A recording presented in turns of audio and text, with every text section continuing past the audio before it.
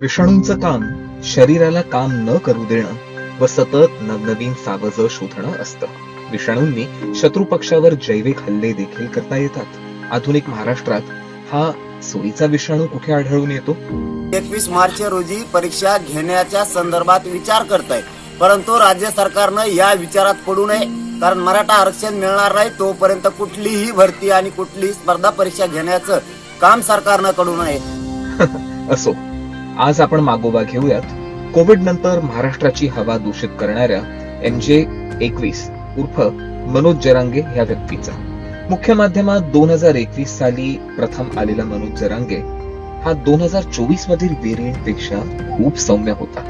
पण तुम्ही नीच नालायक निघालात. तू आम्ही म्हणलो तुला तू असं मागो, तू त्याच्या पायासाठी हो, थुकासाठी हो, त्याचा गु खाजावीची कर रोज मुठभर.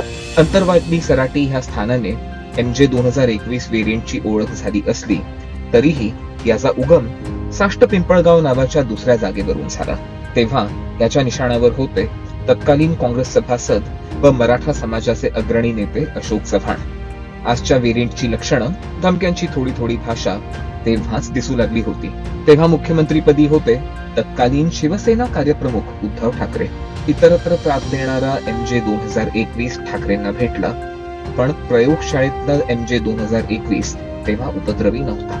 तोंडाच्या वाफेवर फोफावणारा MJ 2021 अगदी तोंडाच्या मास्क प्रमाणेच ठराविक रंगांच्या कपड्यांमध्ये, ठराविक झेंड्यांमध्येच अडकून निष्क्रिय होता.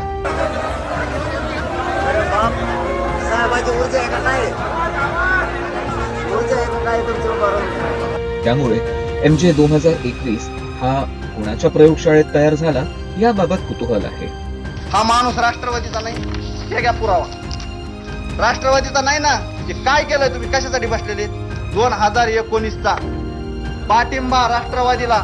ज्या लोकांनी 50 वर्षांमध्ये आरक्षणाची गरज काय, समाजाला आरक्षणाची गरज नाही अशी स्टेटमेंट केली, रेकॉर्ड आहेत.